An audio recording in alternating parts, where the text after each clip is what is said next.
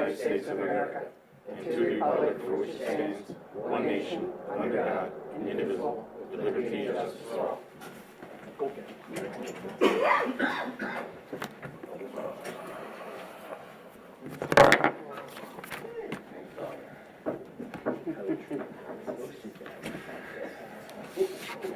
All right. Roll call, please. Mr. Collins? Here. Mr. Cruz? Here. Ms. Hunsinger? Here. Mr. Unanimous? I'm here. All right. Prior to this meeting, we had an executive session dealing with personnel. And moving into the public comment period. Anybody have public comment dealing with the agenda item?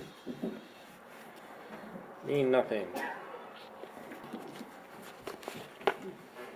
Okay, we have a set of minutes to approve July 9th. I'll make a motion. I'll Approve second. Minutes.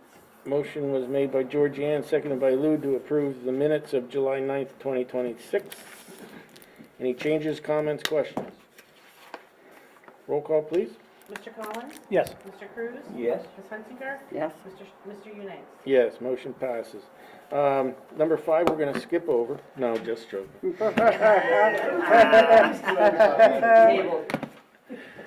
The table and the chair and the office and the room belong to you. Let it fly. We appreciate that. And just remember, you requested this. No, we did. We did. You haven't heard from the fire department in a while. So, but anyway, ladies and gentlemen, back in 2 years ago, we were before you with a presentation and the circumstances that we were pretty much looking at closing doors and selling apparatus. A lot has gone forward. We built a program with your assistance with the recruitment convention. And it's made the program okay. I'm not going to say we're good. We're okay. That's where you're at. And that's how I think it's always going to be. That's being honest with you. Unfortunately, if you look at how our township's built, and we're going to kind of talk about that because I think, there's a point in time, Josh and I, and it's going to be brought up, we're getting a new school down the road. The demands that are placed upon us in the emergency service just start getting outreach. They're with what we do on a day-to-day basis. I mean, we're trying to keep people up in this building, get those trucks on the road, and then kind of deal with what's going on in this township.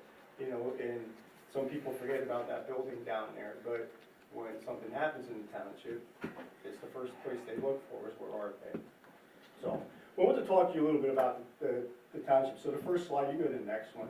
Our population's at 5,300. We do 14 miles square in our township. And what's unique for us is our township is broke up into zones, which we have 5 zones throughout the township for us. And those zones represent how we build what they call box alarms or responses to those areas. Their needs, what they require. Do they need water tanker operations?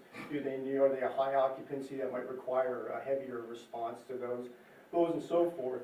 And having those zones will actually kind of help us start pinpointing and look at where call volume has increased within the township and any type of specific needs or what currently was developed in that zone that created these additional calls. So again, we're at 233 calls this year. We're at 34% ahead of last year already. We're looking at 500. Okay, and we're going to get into little stats a little bit deeper, and they're not dropping back. They're increasing. All right, so that's a part of our everyday, and then looking at mutual aid, and we depend heavily on mutual aid. 90% of our calls are dispatched with mutual aid. 90%. There's another fire company, if not 3 fire companies coming on those alarm systems. And it's both ways. It's both sides of the street. When you look at it, Allen Township comes over here, Northampton comes over here. We go to Bath comes over, Hanover comes over. All the communities around us, if you pay attention to the newspaper, social media, whatever you want, it is out there that this is a dying breed. Could you look at how we look at assistance to get it built up? I don't know where we go. The state says they're providing means and ways with studies, but how many more studies do you need to realize that it's sinking ship? The fix, no one's really looking at the true fix for the situation. So we'll jump to the next slide if you don't mind, please. I have a quick question. You said the 233, you said 90% are with mutual aid in other departments? Yes. And how many are responding at that time? How many departments respond? Well, Usually, like with you guys, So, in those 5 zones, and we'll get to a map where it shows those zones. maybe I'm jumping ahead, I'll just wait then. Yeah, I think it'll help you, it'll Go ahead. explain a lot. 2 slides. So, jumping here, and I think, you know, when I opened up and said about, you know, we're at 5,300 residents, but, you know, in August, the school's gonna open, so you're gonna be put 700 folks of young age down there, along besides the administrators that wind up working out of that building. Josh and I spent a lot of time down there, a lot of time during the building process of this, working somewhat with our code people and trying to get things that would help us as emergency responders, whether it be fire, police, or God forbid if you had an active shooter incident down there. This is all sitting in the heart of our township. We're responsible. It's our building. We can't turn it away. So him and I are preparing to deal with this type of situation. Well, now you're growing. So you had 700 there Monday through Friday, right? It's going to increase what? Our population during that time span? Traffic, whether it be bus traffic, parents bringing back and forth, school administration going back and forth to that building. So we're going to take an increase. You can guarantee the call volume is going to climb up between a witching hour, which we're going to talk about. You have Sunny Slope Farms being developed right down here now. 76 homes, and they're 5-bedroom homes. And I know, I live down in that general area, and I know there are multi-families living in there. It's just, most people aren't buying that with one family. I've witnessed when I'm down there walking around in the park. So we have multiple families living in there. And so those estimates of general residents of 300 could probably be actually more. So we're increasing our population, which increases the demands on our services. Potential growth, yes, I know it's up there. I've been to many planning committee meetings on the corner of Hanoverville and Airport Road and what's going to go there. I have no idea. You know, I've sat through a meeting with the contractor and on the gym, we were all up here.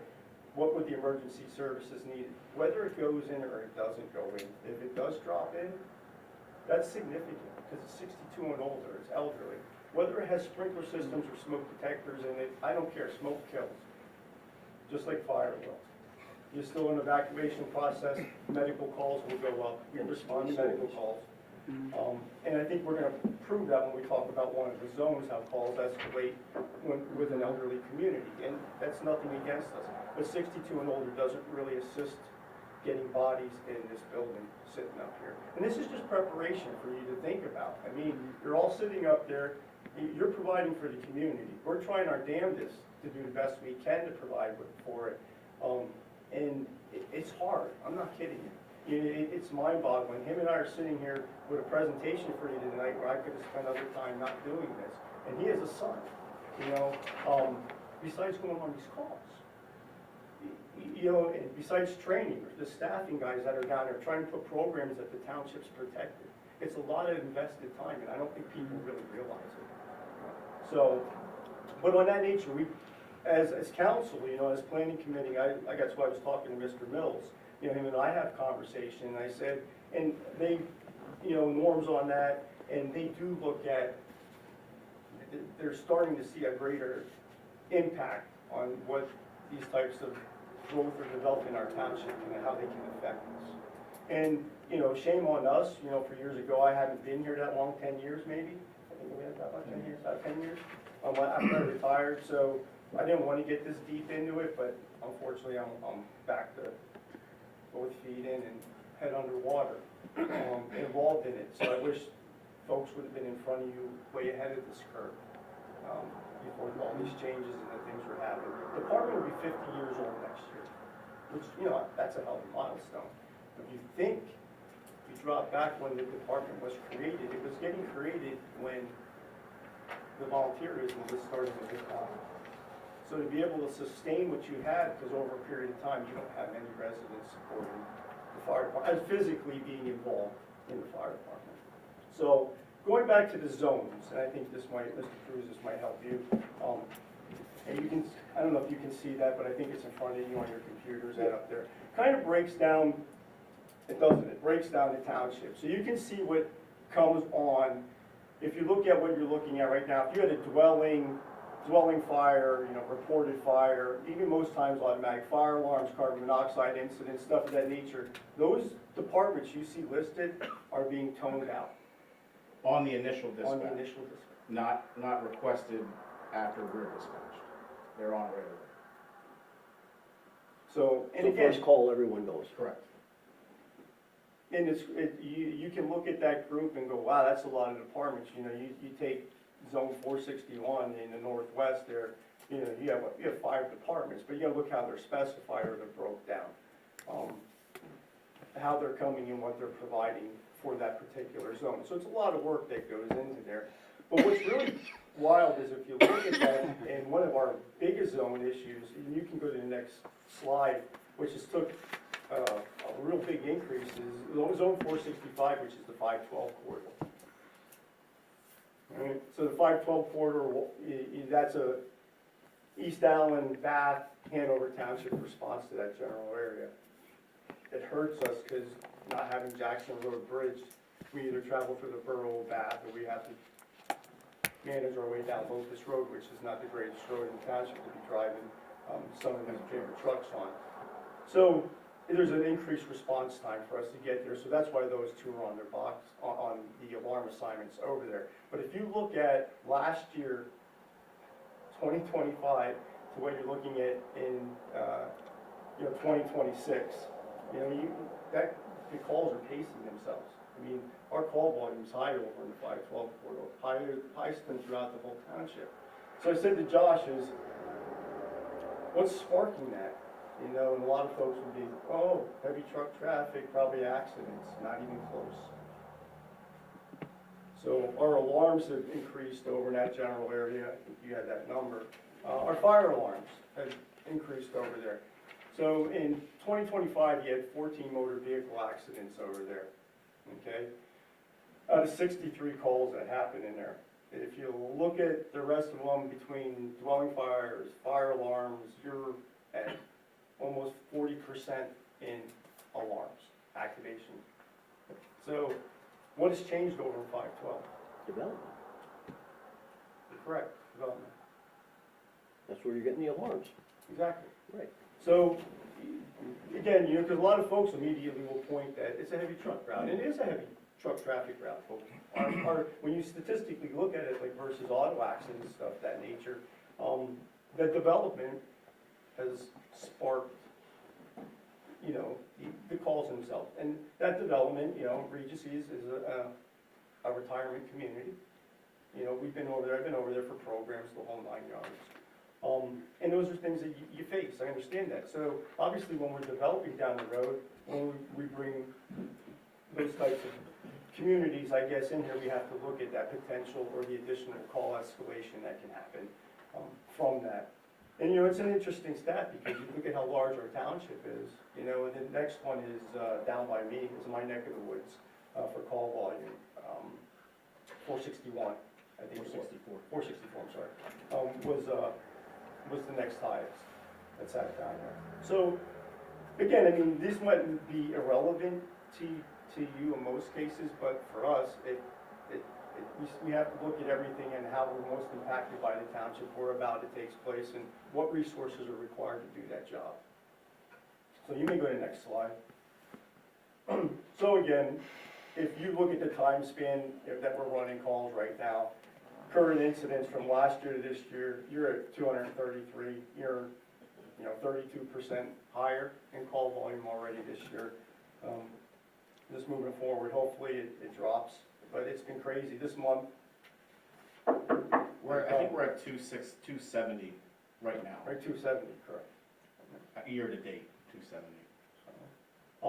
And when you look at calls, it's a makeup of calls. So I mean, you look at some of the EMS calls, and we have a pretty good, I look back over in that corridor, 512, 2025, you had 9 ALS calls, we had 8 BLS calls over there, and they could be either request assist from the ambulance, or they could be cardiac arrest, respiratory distress, something that we are immediately dispatched on. So, it's just not the fire side we're responding on when you go there. You may click the next slide. So, again, despite our call volume, it's showing you the percentage of mutual aid versus East Allen Township actual calls. So if you look at 2025, 52% of the calls were in East Allen Township, so you're over at half. And you still, when you look at 2026, you're over half. And you can keep going back. I mean, we said, how far back do you go without getting crazy? I look back at the last program which you have sitting up there, and the proof is still there. So for some reason, we get the higher amount of calls over here for some strange reason. So you may go forward. This is the killer. And I know we look at the programs that we put in place for recruitment, retention, we look at staffing. I do a lot of communicating. I just spoke to the chief down at Hellertown Doobie Fire Company because, you know, they're going down the toilet as well, and they have some programs, some similar to ours, but they're just not coming together. But when we did our last program, we did 8 to 8 to give us an idea of what it was like during the day. I said, let's clinch the numbers from when people go to work to when people come home. So from 6 a.m. to 6 p.m., 2/3 of the fire calls are generated.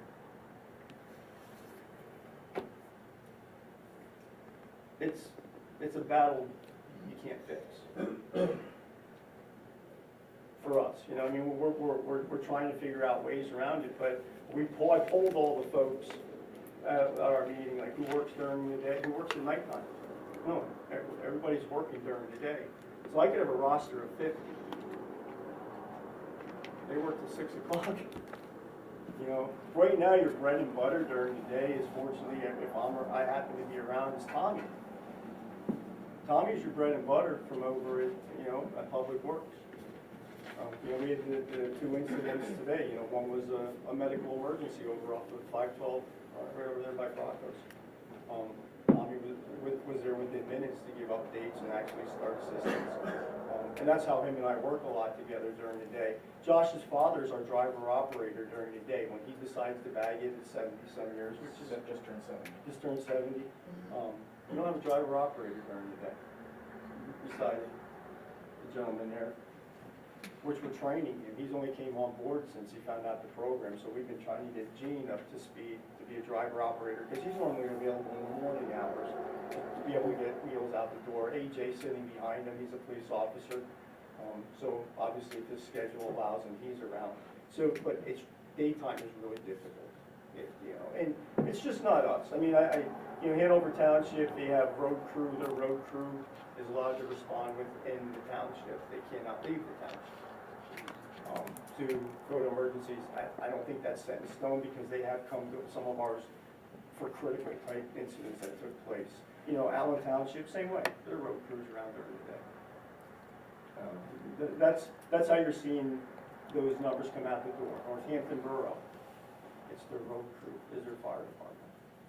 So I don't know if that's a solution, but obviously that's something you can't change overnight, because until people retire and you could build towards that program, how long would it take? So, but anyway, that's, you know, I don't know the answer to that, and that's why I sit in front of you. Is like, some of our worst incidents are during those times, and it's critical to get somewhere. I mean, we had that hellacious accident on 512 down by Trunzo's not that long ago, a couple weeks ago, and you know, me having a responder like Tommy was there within seconds, which was great, because God forbid if somebody would require a life-saving measure, he can do the best or provide that with his skills. But getting the trucks out, you know, that was a multiple agency response. And when Mr. Trunzo walked over and said to me, he goes, "Is this everybody?" And I'm like, "Yeah, this is 3 fire departments. We got 3 fire departments to give you, what, 6 guys." So it's a problem everyone's facing. It's just not us. Sometimes we look like heroes. You know, tonight with our staffing program, which has worked out, you know, it has, don't, trust me, what you've done has made things good or okay. You know, I don't want to say great, because we're nowhere near great. Because of the flick of a switch, I have a couple of people decide to get married and move away to Bucks County and get a better police job, you know, and a couple of my other younger ones, if they go, we're back to where we were. And you got to think, these folks gotta grow up in life. Sooner or later, they're gonna find a better job, get married. Hopefully they would stay in our community, but there's no guarantee. So you're looking at 39 volunteers. So that's a good plus from kind of where we were sitting in the past. We went from 11 interior firefighters to 16 interior firefighters. So we have, you know, we got that number up.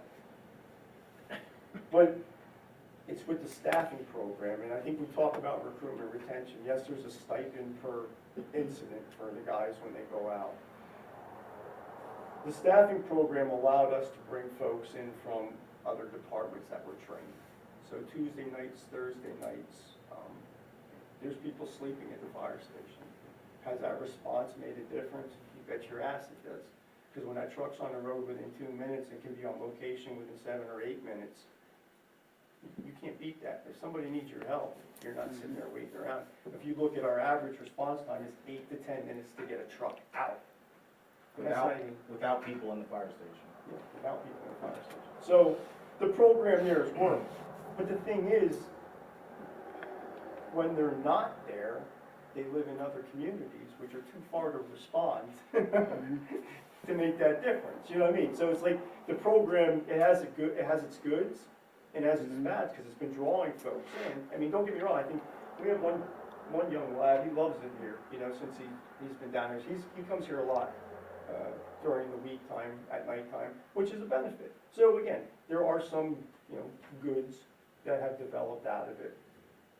The biggest thing is when you look at the numbers, you have 17 support members. And Gene came on as one. And, you know, they're at an age now where you're not gonna ask them to go put in 250 hours of schooling. You know, if you think about that, it takes 6 months to complete that, depending on how the program comes up, how we can put them through that training.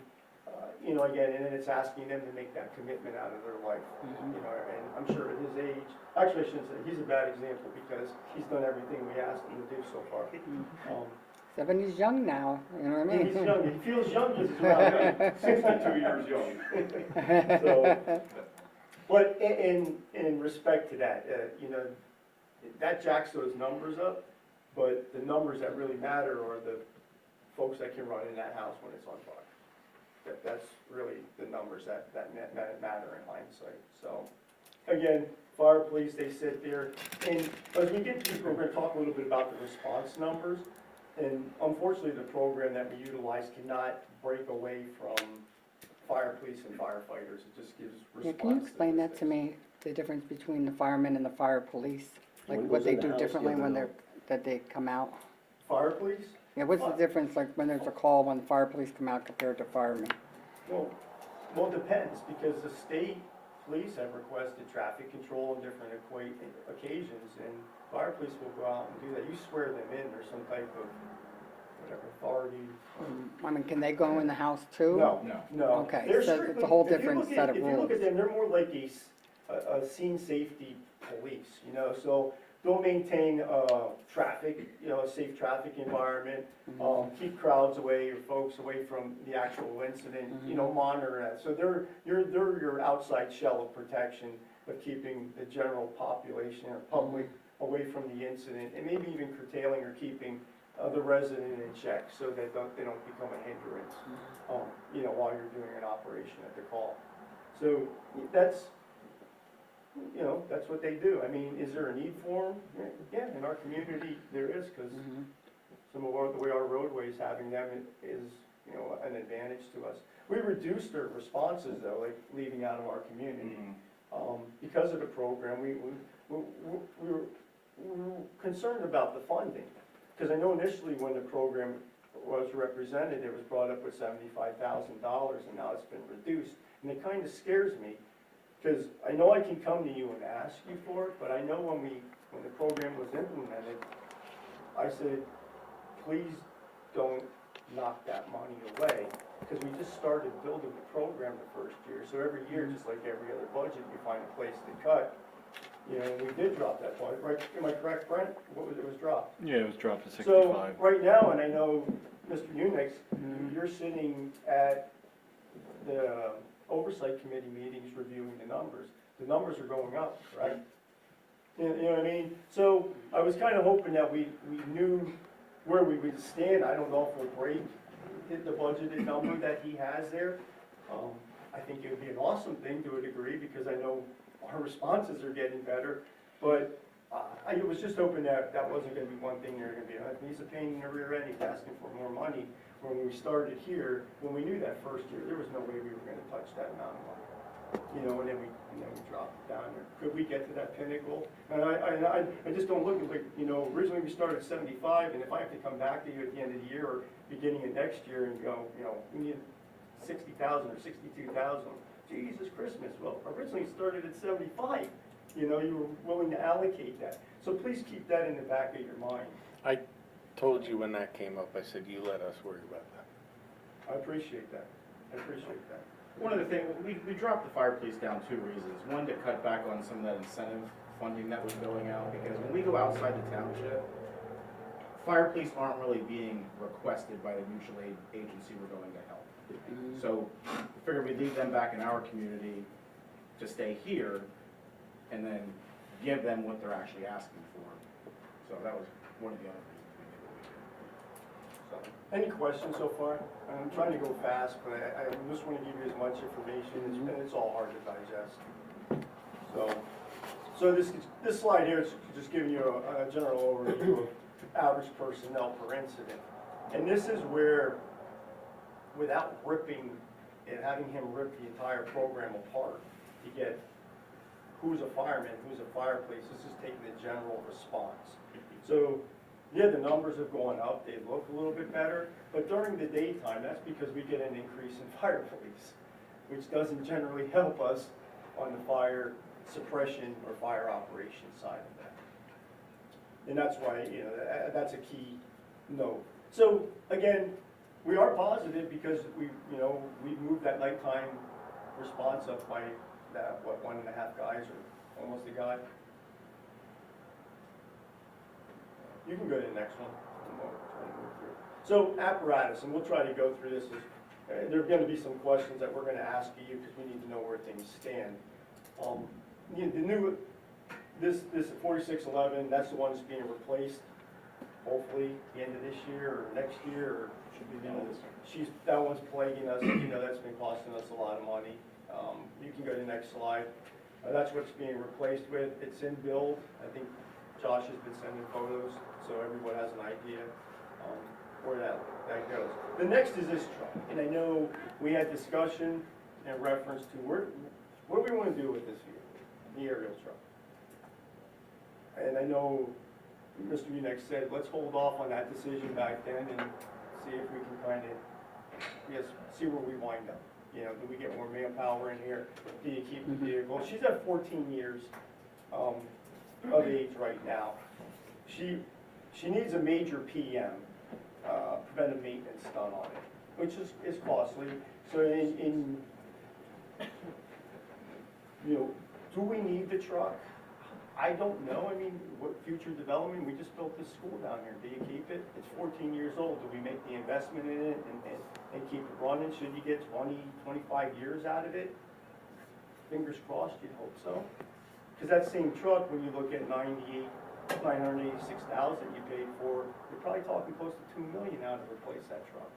How Or much do we sell mileage? it? What's the mileage on that? Do you know? Well, you guys run down there and look. No. I was just wondering. It's normally not the.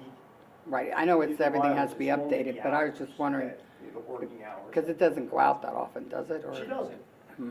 Well, you gotta remember, it's in our community, I'll tell you point blank out, when we came originally to you, it was a mutual aid truck.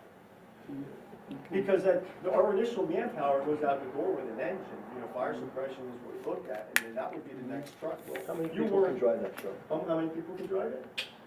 Probably 6 to 7. 6 to 7. Okay. That's being, I'm sort of leaning with Roger on this one, with all the new development coming. so one thing to note on the truck, so, and not to get too far away from this, but our previous aerial device was it was still a tandem axle, but it was a straight ladder truck. It was just a ladder, no buckle on the top. And it was probably 20 to 30,000 pounds lighter than this vehicle. Well, I think we could all agree, all of our guys can kind of agree it's nice working out of a platform versus trying to climb it and all that stuff. Shortly after we first got this truck, we set it up down in Ray's development, just to do some driver training, aerial operations, stuff like that, and the truck being 81,000 pounds, when you plant the footprint of that truck and you throw that aerial to one side, it's shifting all of that weight. We had to stop. We had an emergency stop, we had to retract and bring the truck back over center because we were actually starting to collapse the road. So for the commercial district, it's nice, but unfortunately some of our residential roads aren't. It's a heavy truck. The other issue is the water on the truck. We went from 600 gallons on our previous one that we could run as an engine during the daytime with limited manpower, where this we're limited to 300 gallons. You don't have a water supply, 300 gallons is gonna go away in seconds. So. And again, I know how you're sitting up there, because I couldn't fathom buying something like that brand new. But also it comes down to how, do you rely on mutual aid to provide that vehicle down the road? What's gonna happen surrounding us? You know, they're all paying, your neighboring company over here is paying $2 million. What happens when their council says, well, you ain't running it over East Allen Township anymore because it costs you darn much money? You know what I mean, or the wear and tear on that. Will it get to that point? Who knows? But until people get together, or communities get together and realize that, look, you know, we'll buy one of those if you buy one of these, and let's run them together and offset the cost. That's not anything even I can. Yeah, I don't think that's a good, way to look at this, So- for a township to say you can't respond. Well, you can't, the thing is, that's a really bad no-no. I mean, because when you start looking at grant opportunities, stuff of that nature, when you start telling people I'm not coming, when you start seeking funding, whether it be federal, they're not gonna be, if you don't play out of your sandbox, we're not gonna give you federal money. Yeah. So it kind of hurts you in maybe getting funding to acquire purchases of this nature. But for us, I don't know, you know, I don't know what you're looking at in development, you know? Do we invest the money to do that, the additional preventive maintenance, look to hold on to it? Hopefully things go better down here, where you get more manpower. Again, the lack of water restricts it to hydrant communities, because we need to be able to establish a water supply with that to be able to continuous, you know, operations. So like down in the areas where we have hydrants, could you know, if you had a really good trained staff down the road, could you run it first too? I don't know if I'd want to, but you could, as long as you can establish a water supply. Otherwise, you know, technically right now, if you set that truck up and we perched it fully elevated, the water in the truck would be enough to fill the waterway and squirt out the top of that bank, it'd be over. That's it. It's not a lot of water. What is the reach on that? 95 feet. So, I got a question regarding the maintenance. When you say it needs to enhance preventive maintenance, are you talking $10,000, $20,000, $25,000? Just to give me an idea. I don't know exactly how much I you're. talked to one of the gentlemen that, Mike Reinhardt, who's been with the company all his life, and, because he brought that up about that, it needs the collector rings in the back, complete hydraulic PM to bring it up, I guess, to its standard of the fluids that need to be changed, and then the contact rings that need to be changed out on it. We didn't even ask yet, like. Mechanically, the truck goes through inspection, we do general Right. PM as far as mechanics I'm just go. curious to get a general idea, so. We can get that We information can for get the all, aerial. and, but like I said, I'm just that's curious. where you have, that's where you have to kind of guide us, and you know what, where do we go with that rig? I mean, does it have a market value? Yes, it has a significant market value, probably more so than you'd ever imagine because of the way the fire truck industry is. But I can't sit here and say getting rid of it's the right decision, and I can't say keeping it's the right decision. Because I think a lot of it depends on the development of our township. Well, I'm thinking of a school that you would need that.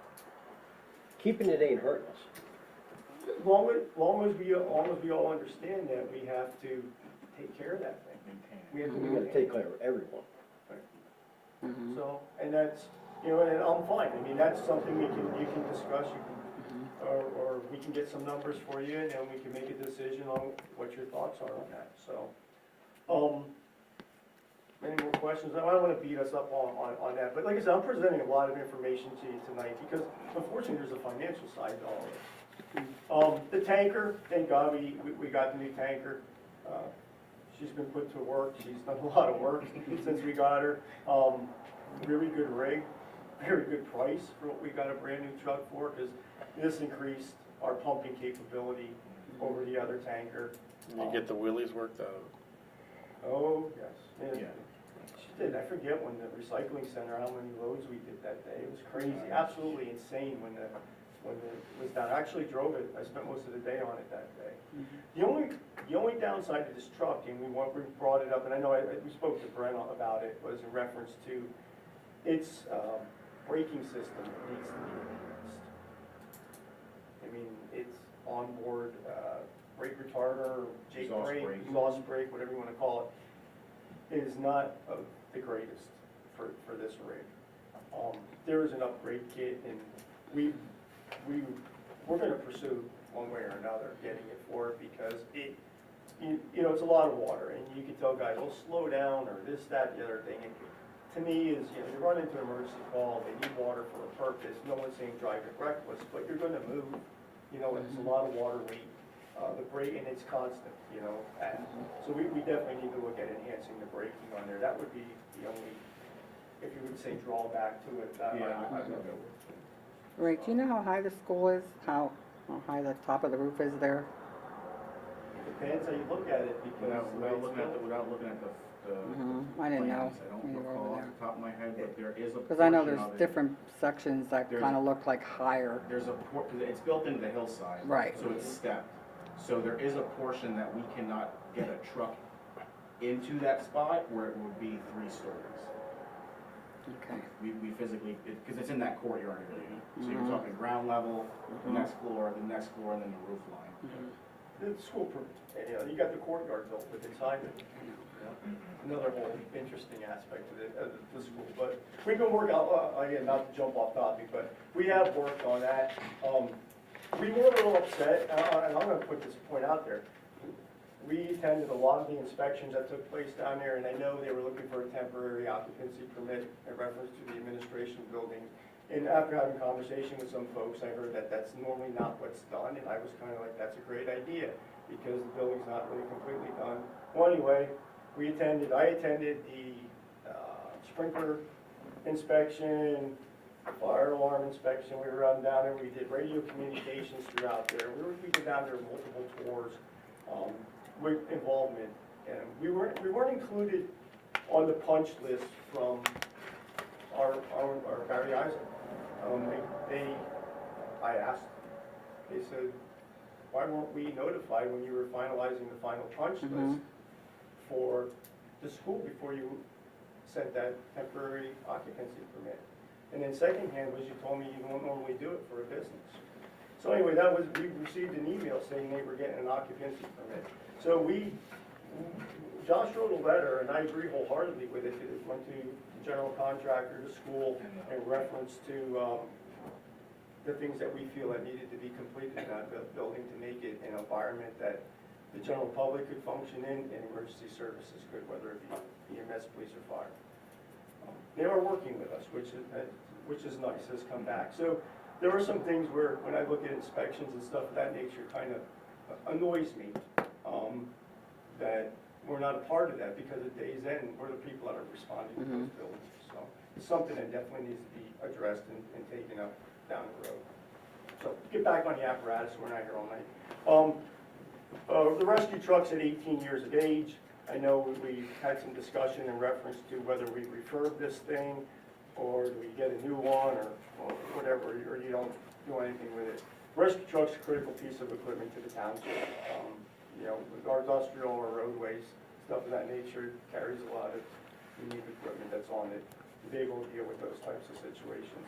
So I guess when you look at what we're talking about, we're looking at capital improvements. Where do we go from here? You know, do we keep the aerial truck, invest in that, Do we refurb this truck? You know, it's all future funding that needs to be thought of and sought out. So, you can go. The mini pumper. This was removed in 2023 frontline, and this was, you know, listed for sale. This was brought up to council, and we got the permissions to sell it. And it's been listed several times. We had one possible shot at someone buying it, but then we were told we couldn't sell it because it needed to go to auction. And that's what Brent told us. So we're sitting with this truck, and no one's moving on it. We need to get it out of the station. It's not being used. It's manual. That's one of the downsides that's behind it. We have a new truck coming. We acquired from the grant money with a rapid response unit that's being finished up. We need this gone, and maybe bring these funds back in to whatever, I guess the general fund, but it needs to get out of the station. Into somebody's hands that could use it. So if we can push a little bit harder to get this thing moving, would be great. I mean, because it's out of our hands now, because it's a township vehicle, and I understand it has to go to whatever you guys do, auction, whatever it may be.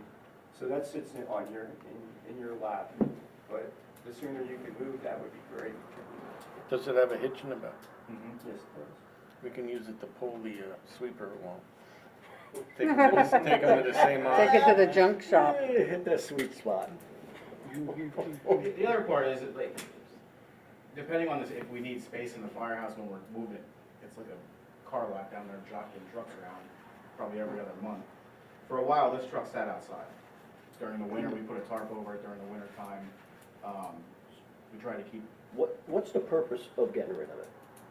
One is manual. I mean, could it still be used if it had to be used? Yes, you, not at the moment, because the truck's stripped. There's no Oh. equipment on the truck. We stripped everything because we were going to sell it.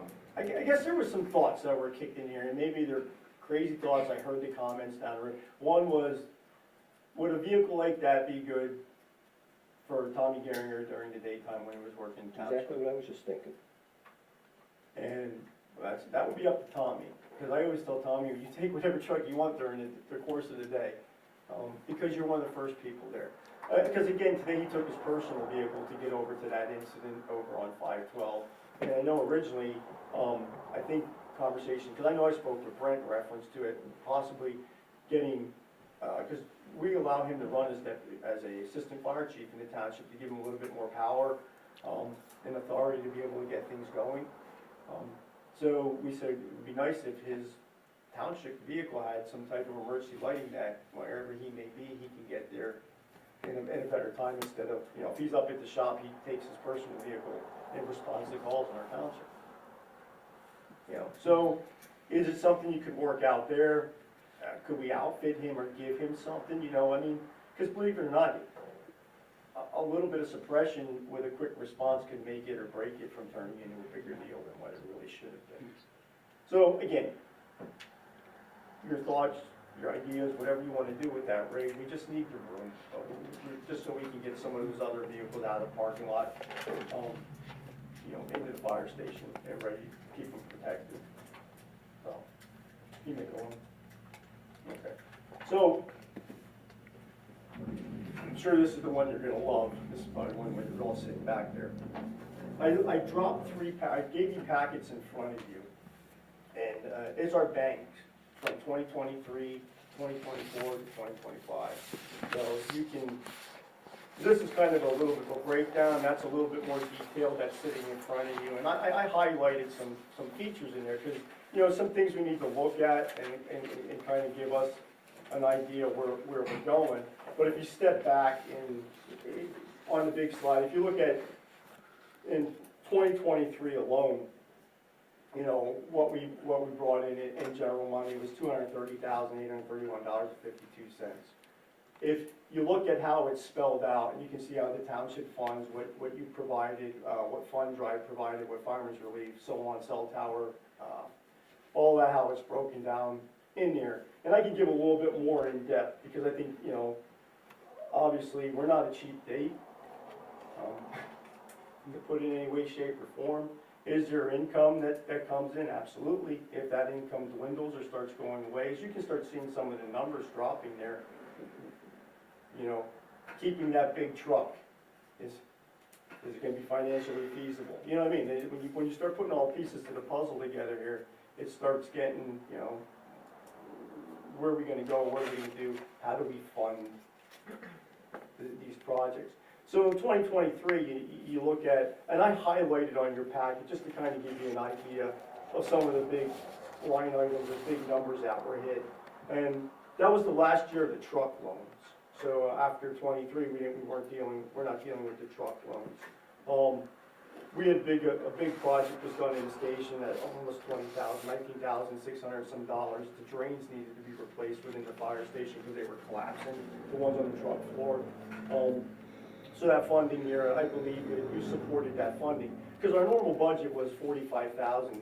From what I gathered in years past, I don't like dealing with numbers, but I dug deep into this. We used to get $45,000 operating expenses from the township, besides what was actually related to paying back the loan, truck loans. Okay, but we would give that $45,000. So that was a capital project, so when you see it sitting at $89,000, you assisted with the payment of the drains. I think we paid for it up front, and then we were reimbursed by the township for that, so. You know, truck repairs, $20,000 that year. Insurance is the big killer for us. And, you know, we have workers' comp, but there's additional insurance out there, and I wouldn't take it away from anyone down there, especially that has a family. Right now, you have accidental death and dismemberment, we have life insurance policy, and then believe it or not, which after digging into it, we take out insurance for full replacement value of the fire apparatus that we pay for. So, over the years, the department used to pay for the insurance. There's supposed to be a transition that you're taking on full responsibility of all of this, correct? So you're gonna take on responsibility for the apparatus? That was the discussion that we've had previously. Okay. So, the guys down there, that was part of the insurance, because they always said the last thing they wanted to go to you guys was if something happened to a truck, is how you gonna get a new truck? So we're actually paying for an insurance policy that if one of those is wiped out or totaled, that they're gonna get a new one at the current value, not what it was used at. So those are some heavy numbers. The life insurance policy, which is $50,000 that is given the death benefit. Folks talked about reducing that number. I'm not in agreement with that. I know we had a conversation with that. Because we've seen it used, and unfortunately I've seen cases here by the time the state digs in and investigates a line of duty death, so on and so forth. You know, you can leave a family waiting in the dark to get funding to be supported if that person was taken away from them. So I'm not, I mean, we'll pay that, and we pay that out of fireman's relief, so it is what it is on that. But that was 2023, when you look at it. And in 2024, you know, again, you provided, the township provided $61,632, in which again, that's when the year we didn't have the loans. You assisted us with the big building project, which was the HVAC system down there, which I know Mr. Cruz, you made comment about the cost of what we're paying for to heat that building. And there's no, it's a poor designed building, but, you know, I mean, it needs a lot of work. Capital improvements somewhere along the line, but 25 grand was invested to get the heating to perform, I guess, better, a little more economically friendly. But that year, we were smacked at $71,000 in truck repairs.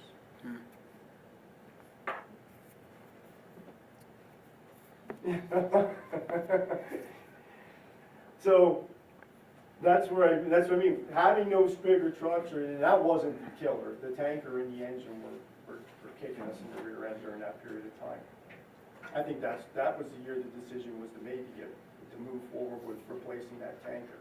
But we still haven't, once we get that engine, hopefully everything looks better. But again, unfortunately, those are the costs that we're looking at. So when you look at what was budgeted, what was initiated, it was a lot of money. That was generated there.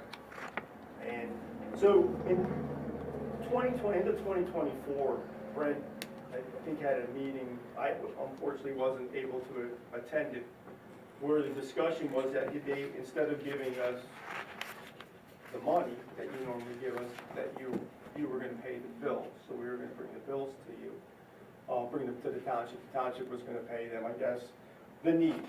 I guess the conversation we're gonna pay for the needs, you know, the apparatus, stuff of that nature. And then you guys kind of deal with the wants. And then that's what he did. He told me that in conversation as well. So we moved to this new program. So that funding we weren't getting that quarterly funding from you anymore in 2025. So what I know, and maybe he can reflect better on it, but just to give you an idea, in 2025, we submitted $32,549 in bills.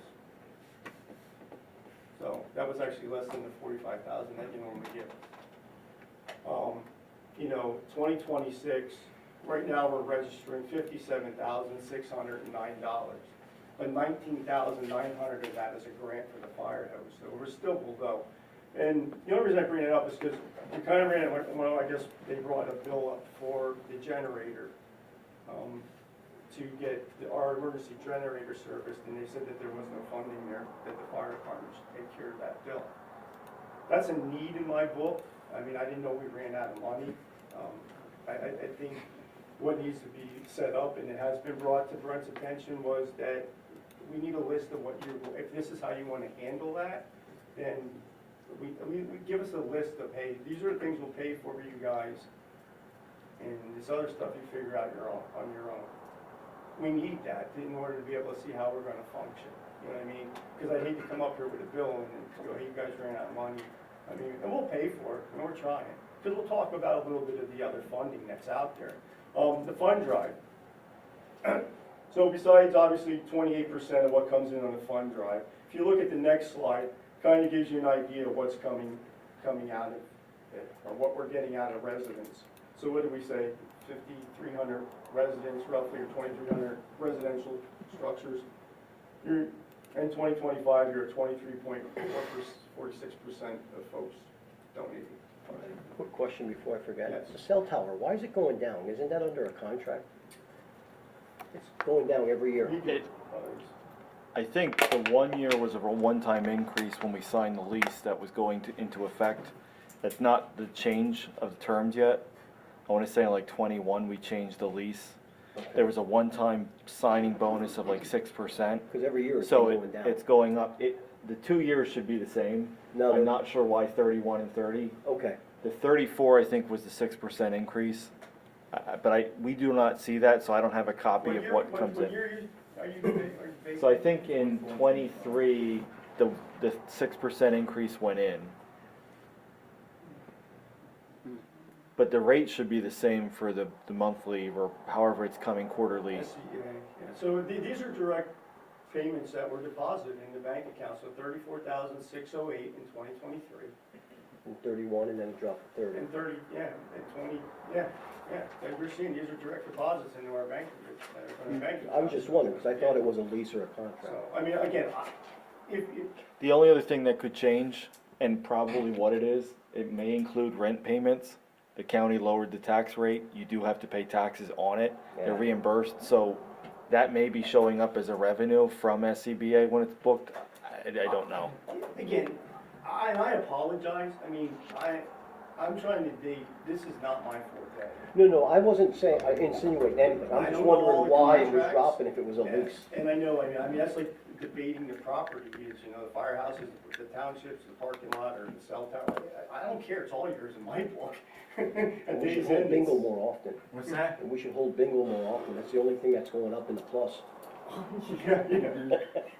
We can buy a lot with that, with those bills. How about it? But it gives you an idea. You're talking, and which I found astounding was when you talk to people, and you're like, yeah, we only have a 23% return. And I'm told by other communities, that's great. So it's kind of, so you see, so that's a lot of our livelihood. That's a heavy hitter coming in there behind what you guys bring bring to the table. You can go to the next one. You know, fireman's relief, that's been slowly escalating up, which is good, but fireman's relief, we're handcuffed to how them funds can be utilized. So, and they're audited every year, they're audited. And, so again, it's not like nothing's free dilly money, but again, we're earmarked and locked into what we can do with that type of funding. So I think some of the other ones, just so we blow through them, so you know, that you sit up there now, you go back to the other one. Go ahead in front of you. Keep going to the original one. So, yeah, that one. So obviously you said the cell tower, the grants, the state fund every year, that money that you see for grants is normally a piece of equipment that we request. You know, we've got meters, we updated our gas meters over the years, rescue equipment, stuff of that nature, but then that money is strictly utilized for that piece of equipment for that grant. So it's not like, here's a $12,000 check, do whatever you want. That doesn't how it work that way. And like you said, and then the bingo. Another income was like tax return, or money back from taxes. Scrap metal taken down there, donations from like maybe if we do a motorcycle, the fireplace up with motorcycle drives, stuff of that nature. So again, we're not, when I look at these numbers, I'm always blown away. I'm like, holy crow, it costs more, costs a lot of money. It really does. And you know, besides what you do for recruitment and retention. And then what we've done is, well, we don't have enough time to dig into it. And so currently, you know, our balance, if you asked us what ours is in our account right now, there's $118,000 in our savings account. And there's a $50,000 CD. And we took a CD back in 2023 to buy, we took money out of our savings and put it in there so we could buy new equipment for the new pumper tanker that was coming. So we earmarked money back in 2023. So we figured if you're buying a truck, we'll use this money to outfit it. You know, so that's where we sit, but over time, as you can see some of these heavy hitters on these bills, you know, that savings is being depleted as we inject funding into it. And I think it spells, I think if you go on these papers that I gave you, you're more than willing, obviously, they're yours, they're in front of you. If there's something, you know, you see on there and you have a question about or you want to know more about, please don't be afraid to ask. You're more than willing to come to a fire department meeting.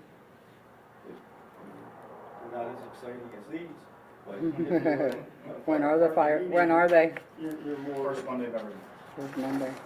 What time? 7. Unless it's moved for unscheduled. And new visitors have to bring pizza. Bring pizza, you say? That would be you. I can wear work boots and a hat though. But moving along, you know, we keep here much longer, our expenditures, and they're spelled, you know, they're spelled out, you know, again, you can see them in the paperwork that's in front of you. And, you know, I hit on a lot of the heavy hitters. And looking down the road, you know, capital improvements, you know, the fire station, you know, the roof needs to be repaired. I think that was brought up in a meeting, and it was possibly supposed to be tied into the public works roof being done. That's what I gathered from talking to certain folks. So I don't know, but that roof, our roof does need a repair. We asked about water upgrades, and I think there were quotes that were given. I don't ever know if they got to a meeting, because our water system actually stinks down there. I mean, you know, if you have the spigot on, you can't flush the toilet, or if you flush the toilet, you can't turn the shower on. We need to do some type of upgrade, especially with these gentlemen that are spending their nights down there, that they can cleanse themselves appropriately, especially after a fire. You know, you need to be able to decon yourself. You know, so those are some of the things that we were looking at, and obviously they're costly. You know, could they be grant funded? You know, grant funding's not my forte. You know, getting into the cost, you know, of education, we average this of about the next slide, you do the next slide there. You know, cost is about $1,200 to get somebody into education, and hopefully they complete it. Obviously with recruitment and retention, we up the ante a little bit there, so if they do complete the program, they get a little bonus in that program that we put together for taking the time out of their lives to get that certification, because those certifications also help with grant opportunity. You can go to the next slide. That's an idea of the cost of what it takes. Stand up and model for them, smile. Isn't that you? That gives you an idea of the damage it costs. Again, you know, a lot of times we're utilizing firemen's relief, especially in the year, because I think if you look in here, not 1 year, every year it looks like we paid for gear, but 1 year we had a major overhaul, which was almost $25,000 to keep folks up to current standards. So your investments, again, the new tankers up there, the replacement fund, you know, incentive program, the staffing program, you know, that's a bonus. Like if I could get it to work every damn night of the week, I think it would be a home run. Problem is we can't fix the daytime. I don't know. That's why General Dewey Fire Companies kind of follow the Lower McCungy rule, where they pay $100 for somebody to sit in the fire station plus for, I think it's an 8-hour day. It might be 8 or 10. And then they give them a stipend for it, you know, per call that they responded on. It's not working successfully for them. So he told me some days they have 3 guys, some days they have 1. Take it for what it's worth. They're looking at a merger type situation, I believe, down in that general area. Some places it works, you know, some places it doesn't. Things caught on here. So I don't know what we do, you know, in reference to that. But, you know, investments are working. I wish I could say they were 100 times better, you know what I mean? Because we all like to see better return on investments, but it's there. You can go to the next one. You can go to the next one. And obviously the people behind you can crash on the next one. Maybe that should get us out of here. But as I wrap it all up for you, you know, if you have questions and anything to discuss, I said I probably maybe gave you a lot of useless information in some respects, but we need to keep supporting the recruitment and retention program, staffing program, to keep the current people we have and maybe gain some more and try to figure out the nighttime hours and maybe somehow the daytime. Unfortunately, I think our finances, the financial cost of the fire department is we should be looking at a fire tax. And no one wants to hear that word. The school district's not afraid to throw it out there. I sit here in shambles thinking to myself, why'd you say that? But I'm a realist. It's the reality. It's happening all the way around us. You know, would that create general funding back into your general fund to do other things? Emergency service and insurance policy. That's what they're paying for. And you want to get out the door. You can only use that for equipment, right? What's that? You can only use that for Well, it's, Depends how you dictate. yeah, the tax would be limited to whatever purposes the statute allows. So right now, the second-class township code allows any municipality that's a second-class township to enact up to 3 mills for purposes of fire protection. I don't think we would need to do 3 mills based on what we currently spend, but looking at the budget, their annual budget of what we give and what we've allocated for truck replacement is about what we're seeing in 1 mill right now.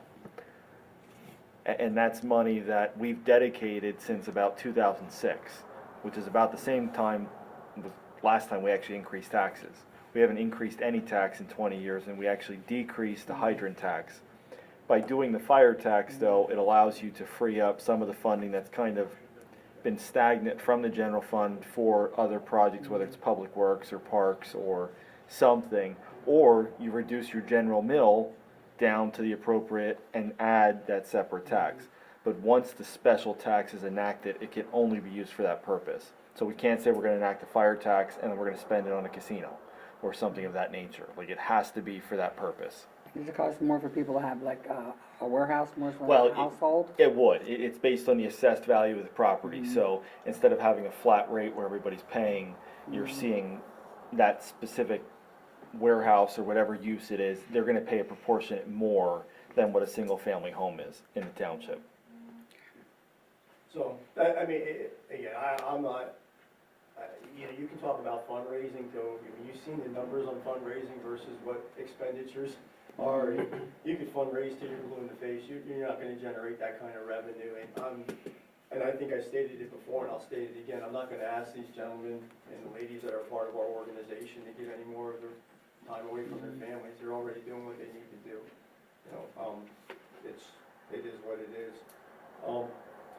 Some of my other thoughts, and we've had this discussion before, is, you know, can we reduce call volumes and make a safer environment? I know we brought up a reference to possibly doing commercial building inspections along with multifamily rental properties.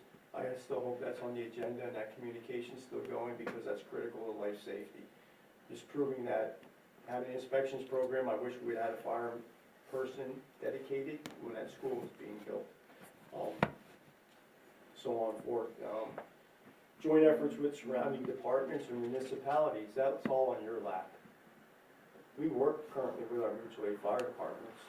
If municipalities want to start looking at reducing costs or finding ways to fix problems, you know, that needs to be held at your level. We're willing to work with you. I know Hanover Township, I know, I just listened to their meeting the other night. They're getting a study done in reference to fire suppression in Hanover Township. But what was made in the meeting was that they said they reached out to municipalities surrounding us, and they had no interest in being involved in that. So on our level, or your level, you know, those opportunities, if they're in front of you or they're asked of you, I mean, actions need to be taken. We, you know, Hanover's a little far over in that district, but could we work with them? Absolutely, because we're currently working with them now. You know, obviously the best candidate would probably be the neighbors over here, which would be Allen Township, because we have similarities in our responses and the things that we need to do together. Can you save funding? Can you save money? Could we put something together? I'm sure you can, but it's above and beyond his and my capability. And then again, you know, the daytime staffing, if we can't find an answer, you're going to consider putting somebody down here, part-time. And it won't be me. Just the way that we can cover those hours. Those hours are detrimental. The response is at its highest. It's justifiable when you look at it numbers-based. I mean, you can sit here and if you fill that room with the township residents, how could you not? How could you not look at those numbers and go, what do you do? And our elderly community is one of them. We respond to them. And right now, you know, I was going to have you dig up all the EMS stats between ALS responses, and you probably can do it, I know, and, you know, BLS, you know, just assisting them. It's a lot. And could we tell them no? Is that what you want us to do? You want us to tell a township resident we're not coming to help you get up? We had a person that was lame for over 3 hours. Luckily, staffing was working the other night. Apparently, they were down for 3 hours. Finally made the 911 call, and the fellows were there within 4 minutes. That's a big game changer. You look at fire, but when I look at medical, and I can probably speak for everyone up there. When something happens to you or a loved one, especially a medical emergency, it's nice to know that somebody's showing up. Yes, some of these guys aren't the greatest looking, but they're trained in AED operations, CPR, and the ability to survive. So help someone survive. But I'm done. I wasn't too bad. Let's see, 3 minutes apiece, you must have had 30 people. That's why I can't pull right at the moment. There's another bingo coming up, did you say? There you go. November. Somebody told me, no, there is another bingo coming up, and I'm gonna I see. don't recall the date, but I think it's sometime in November. Yeah. I haven't Single-handedly I didn't hear And I that got so much stuff at home, if there's I think the purses answer or is skill pans games. and suitcases. Skill games. No, it can't be skilled games, No, not anymore. because those That's are right. unconstitutional. No, that's right, it ain't. Yeah. No skill games. You still see them everywhere. Yeah, I know. Everywhere. And there's always people playing them. I know. Where do you work? The only thing I ask of the fire company is, Oh, Bethel. I know your savings is dropping. Please don't come to us and say, we're out now. We need it tomorrow. Yeah, I don't want a phone call on a Saturday You know what saying I'm we saying? can't make Just- it. Yeah. Well, I think that's where a lot of that list, because it's sustainable, I think Brent has been trying to work to make up the difference of that 1 year, which, you know, which was, we didn't receive the 45,000 that we normally get. I think he initiated it into this year, if I'm not mistaken. You know, we need to have a better means of understanding how you want to pay those bills, or are you better off just doing what you did before? We seem to be able to make ends meet, but I don't care. I think, you know, I guess with his program, it would kind of give you an idea of what we cost, but I kind of laid out tonight what it costs. And there is no hiding. I'm showing you, under the bank records are sitting in front of you. And I don't want to come to you, bro. And I don't know how, I don't, you know, you sit there and I look at these trucks, you know, you talk about that aerial truck. You know, I sit there and I contemplate, do you drop the fleet to a smaller manageable amount for our township that can do the needs that it needs to do? You know, and it kind of reduce that cost factor, that yearly maintenance, that whole 9 yards. You know, is that the wiser direction to go? But if we have growth, I mean, who knows? I know it's a what if you build a 4 to 3-story mid-rise, 62 and older down there, you know, and what happens down the road, you know? But in all seriousness, you have 4 large warehouses and a very large school. Wouldn't that piece of equipment It could, be as needed? long as it gets on the street. It's almost like a swap, you know, when we go, Bath brings equipment over this way, we bring them an aerial truck when we go that way. You know, because a lot of times when you get some fire suppression operations, depending on the type of incident, you know, it's pinpoint where the fire is, but these larger warehouses and that is to supplement the fire suppression system the best that we possibly can, especially if it's not functioning correctly or if there's a water issue or movement before lines would be established. They're large structures. We had the warehouse fire. A couple of these guys were working tonight when we had the warehouse fire, you know, next door. And, you know, that's why I bring up inspections, and I would love to show that video to you, because I think you'd all be in awe of the size of the fire, how quickly it grew, but also what was done to that building that could have cost somebody their life.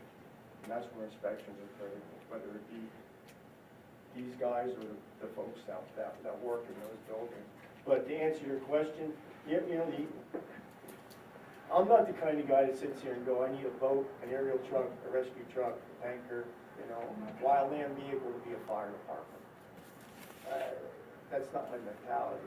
You know, I can do the best I possibly can, even with a smaller fleet. He agrees with me, he can do it.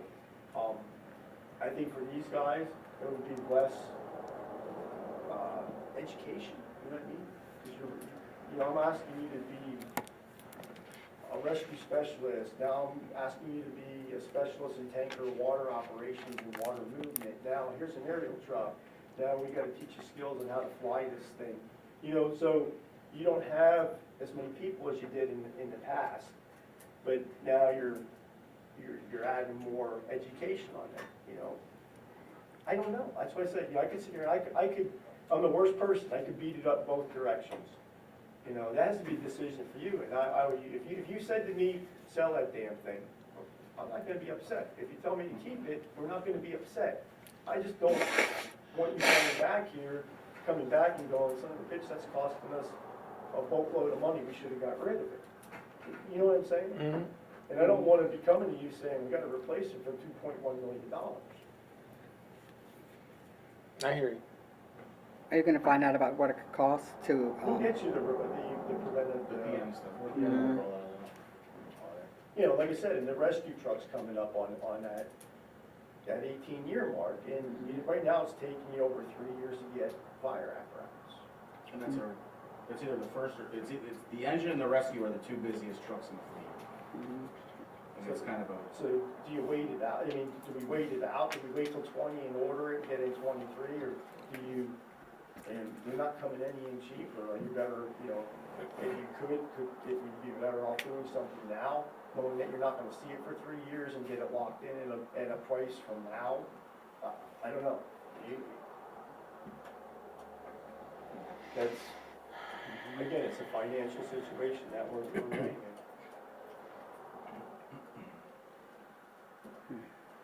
Do we have a volunteer to like start attending their meetings, becoming more in-depth and knowledgeable about what they're doing? I thought Mark was gonna do that, wasn't he, or not? He's not here, I can appoint whoever I want.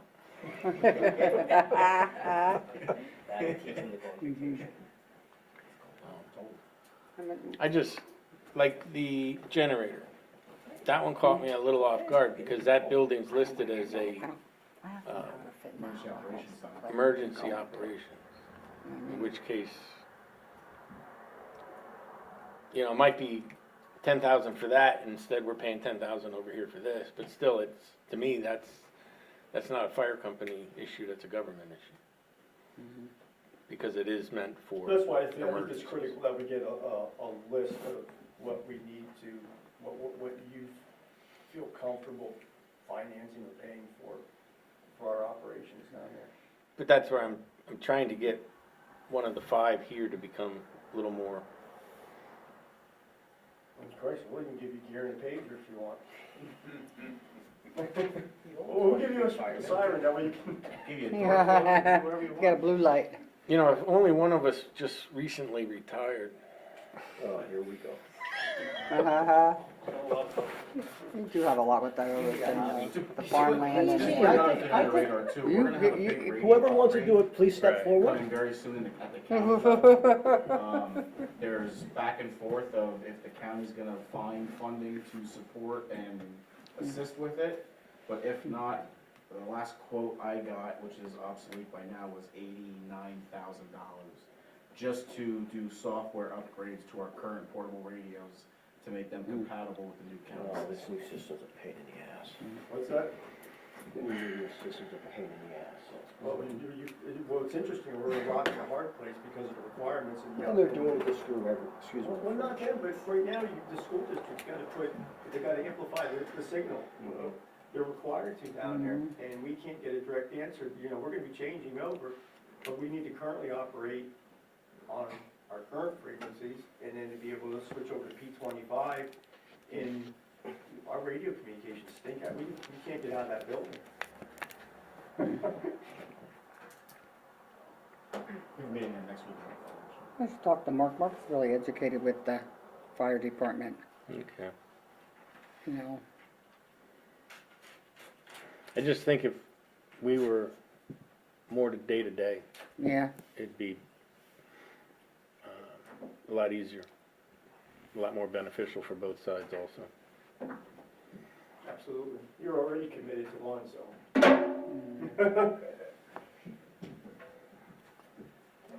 Jim, didn't we? Do you have to have a decision tonight? Hmm? Do you have to have a decision tonight? No. and where are you gonna put that in at? A lot of this is, Where are you gonna put that in? people don't understand how I don't even hear expensive from you. every aspect is, I got whether frick, it's that's not a driving you vehicle, crazy. whether it's a radio, whatever. No, we can ask Mark. Maybe Mark wants it. Maybe. You don't have to come all the time, Chris, you wanna do it. So last time you guys did anything, it was with the ambulance corps and the fire department, there was 2 representatives that met when we talked about replacing their fire apparatus I got back in this at 2018. auction. It's a I check. think if they give you the minutes and agendas of their monthly meetings, they're pretty transparent on what they do month to month. It's not like anything changes. I don't think you need a representative every month. And you probably all could take turns going. I wouldn't mind. Once a going- quarter. Like rotate. And if that's the case, if you want, I can send you, Yeah, I maybe- can forward you a copy of the meeting minutes. Yeah, maybe that's, and we just include that with your monthly report. Because you already know, you have an experience in the field. Emergency service. My experience is, I run to the front of the pad or the sidewalk and stop. I'm a cop, I don't run in. He lays on the ground when it's a gas I'm a leak and he smart one. blows up. You don't park in He's the first one there. No, you don't have to do that, no, you can just, I know when you want to grow up what you want to be. Thank you, gentlemen. Thank you. Thank you very Good night, much. everybody. Thank you for your service, we appreciate it. So you took the city of Bethel. Yeah, I just saw, met somebody today from there. One from there. He's gonna get a good pension. All right.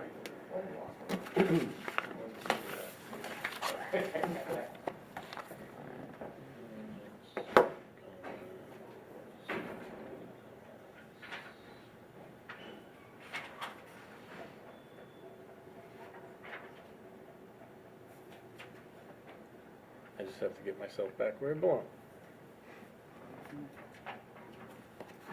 All right, supervisor's business. I'll just hand all this to Brent. All right, so item number A, we have a recommendation to award the Public Works Storage Building. The total bid is, that we're recommending is $877,085. So on Monday, the bids were due, they came in.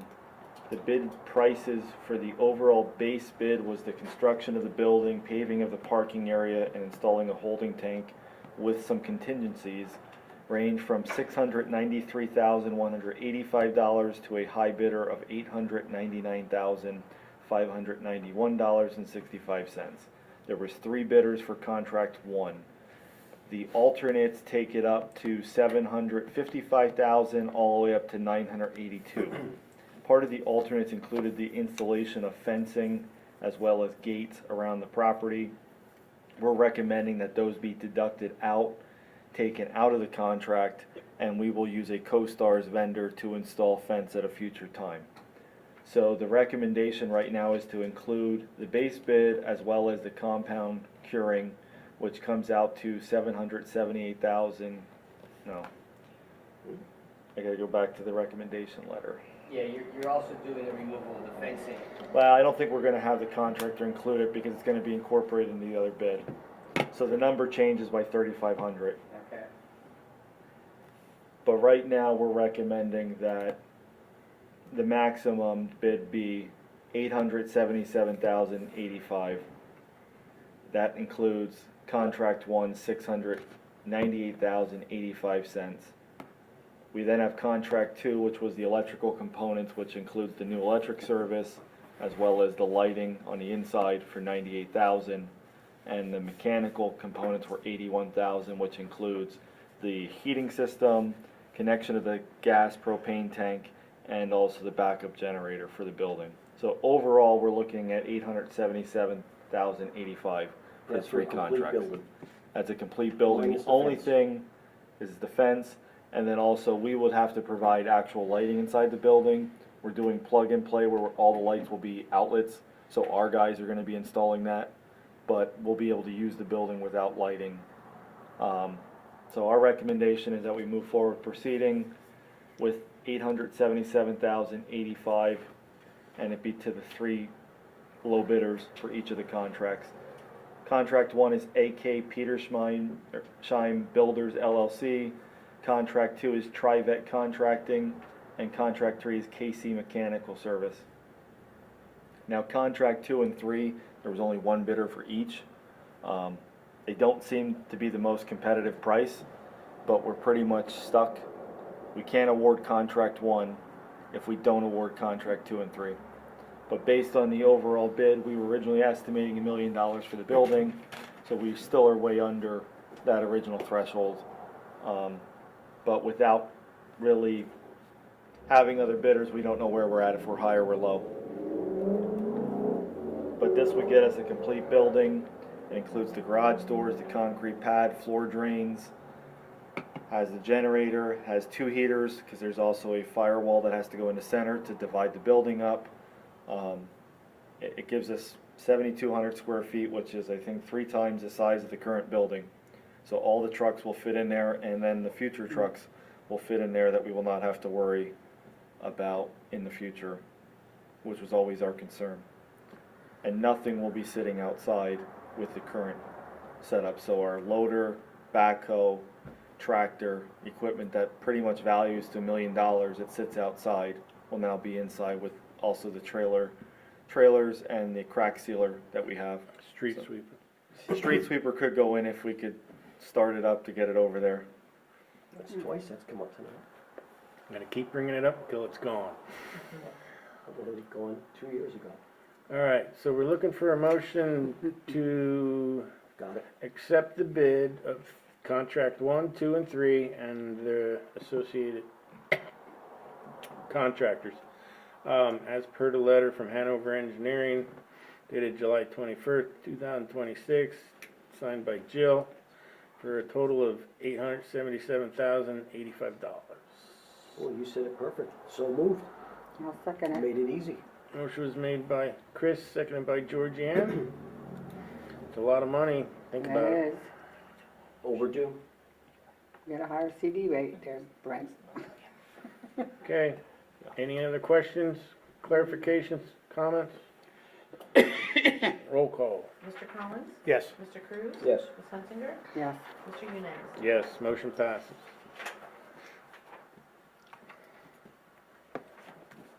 So the next item we have is just a discussion item. Over the last several weeks, we've had various bridge inspections done.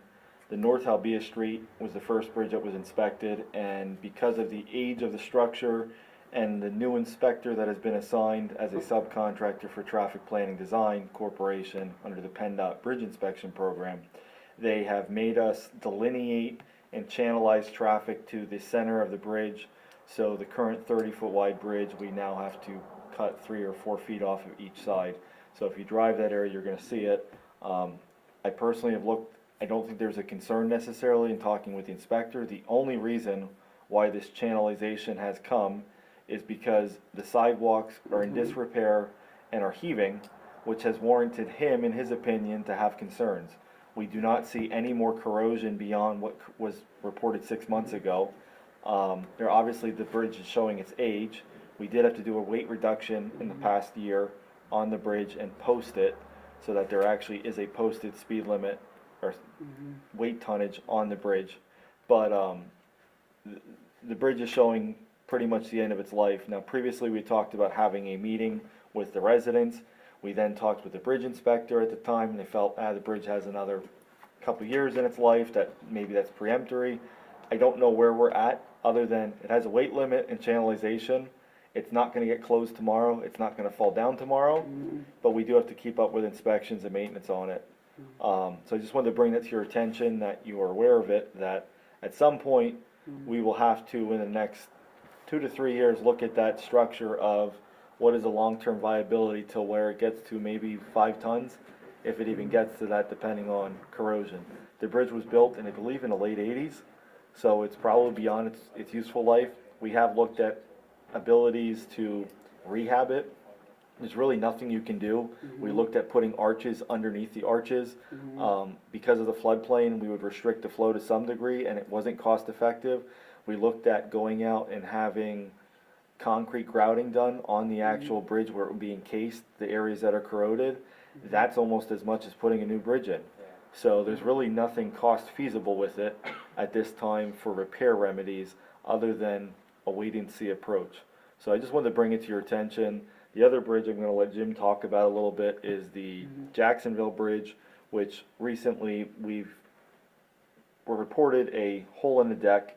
We went out and did our own inspection of it. The same time, PennDOT notified the bridge inspector to do an inspection, which he has done. I'll be forwarding that report to the township, but Jim has investigated further and has kind of come up with a couple different scenarios and thoughts on the bridge itself. We went out and took a look at it very quickly, and as I said at the last meeting, I went out, took pictures, and went underneath the bridge that day. Since then, we've had the ability to have our structural engineer take a look at it, and we've had some discussions with the PennDOT representatives. We provided them with a plan of action. Basically, again, similar to the Halbia Bridge, we will be looking to restrict the lane widths. Because of the location of the hole, we're also going to look at potentially putting a plate in that area to not just bridge the hole, but also to provide support in that entire area. As part of that, again, this is kind of a Band-Aid, we'll be reducing the lane width to try to reduce vehicle tire strikes on the damaged area as well as the plate, because hitting the plate would almost be as bad as letting them just run over the bad area.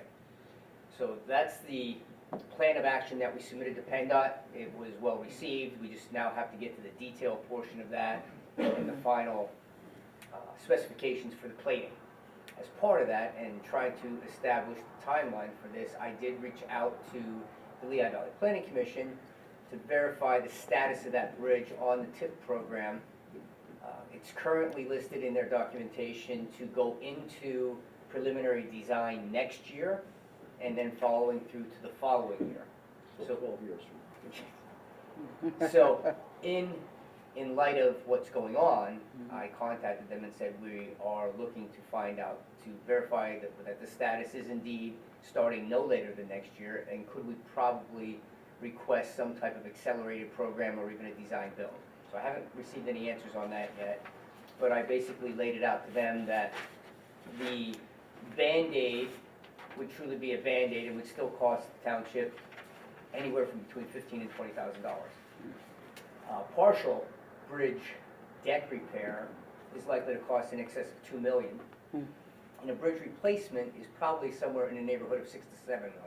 Holy moly. So that's the urgency of trying to get them to accelerate this bridge on the TIP program. Again, we'll see how that works out. I believe that at this point right now, the appropriate thing would be the Band-Aid, unless they tell us that it's going to be a long-term scenario. The fallback position is to close the bridge. But we're not at that point yet.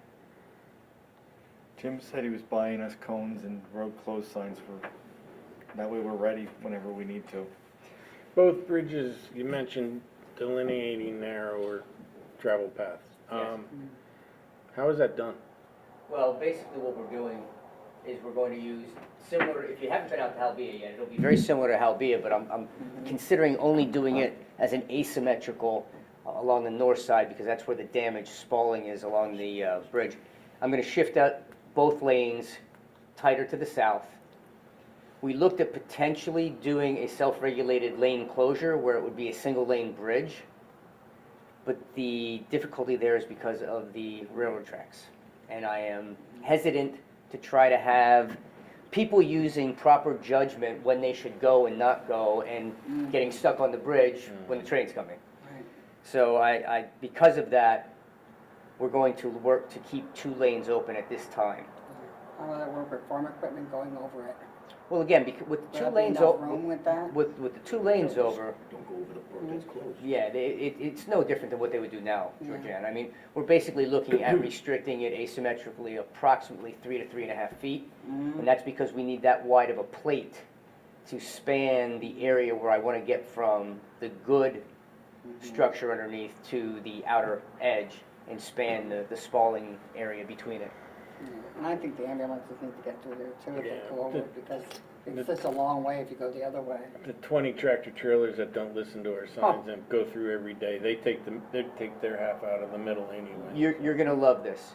While we were out there with the structural engineer to look at it, and Tom met us out there, just before I got there, the tractor trailer was coming at it, and Tom was standing in the middle of the bridge going, "What are you doing?" Oh, my God. So when we got there, he was still trying to back up. He decided to go out short or school lane instead. No, it's gotta be 15, 20 a day. It's unbelievable. Yet our fire company can't use it. Too bad we can't put one of those things up like, you know, like a, Well, I that they mean, can't get underneath it. you can, but again, you know, it only goes so far. Oh, yeah, they go everywhere. They will don't care. drive through it, Georgiana. I used to live next to a covered Oh, bridge. really? Yes. They don't stop for Oh, my it. God. In Colony Drive. They don't stop have for them the out there, overhead too. on Bullhead. Why would they? I know, that's funny when they get stuck though, I laugh. So that's where we're at right now. I'm waiting for additional information from the LVPC, but in the meantime, we're probably going to present the more detailed plan of action to PennDOT within the next couple of days. So time frame as far as it actually getting repaired. It's gonna come down to how long it takes us to get the plating, Okay. and that I don't have an answer for you yet. Yeah, we haven't We have to tried bid out looking for at that then, vendors. too? Excuse Should we me? bid for that, or This We're isn't doing great. it all internally, Georgianne, with our crew. Yeah. Oh, okay, good. The only thing we have to reach out to another municipality is milling of the deck, so that we have kind of a flush mount for the plate. We don't have a milling machine currently that we could go in and do variable depth milling along the bridge deck. That might be a stupid question, but I know milling machines cause an awful lot of vibration. Well, that's one of our concerns, and we did speak to PennDOT about that. You know, the problem is, to properly have a plating work, you need a good level surface to balance out and distribute the stress. So it also allows us to at least embed the plate somewhat. And when I talked to PennDOT, I said, you know, we're challenged with, we want to mill and embed and then feather the edges in, or we have to anchor the plate. And by anchoring the plate, now I've got to go through a deck that's already compromised. So, you know, you could be leading to the more you work with it. So that will be something that we're going to have to be very careful and look at, but we're only looking at a very limited milling to just get enough to seat that plate and then feather the edges in. So, and the municipality that we talked to, I think they have it that it goes on a skid steer. You know, it's Okay. I just know what vibration does to good concrete, let alone bad concrete.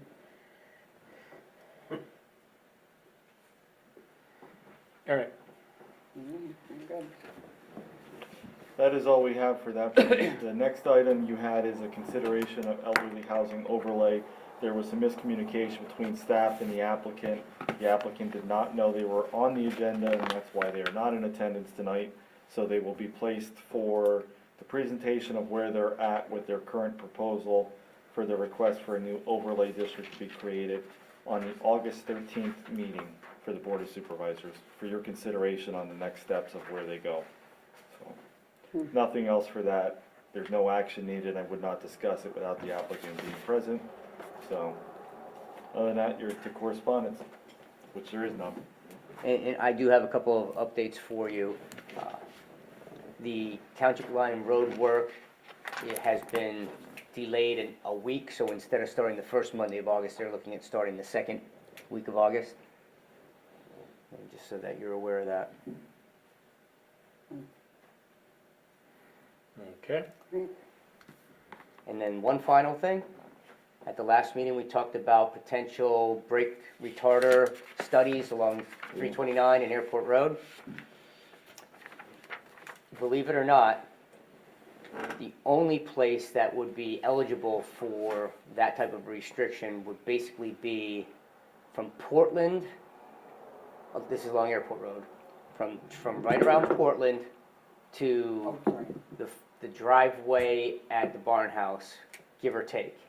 The intersection drops past the point, and immedially above Portland, you get into the hill going up Airport Road. So that wouldn't help. So it Right. would never get approved. There's a lot of long enough segment that it would be No. worthwhile to impose a restriction.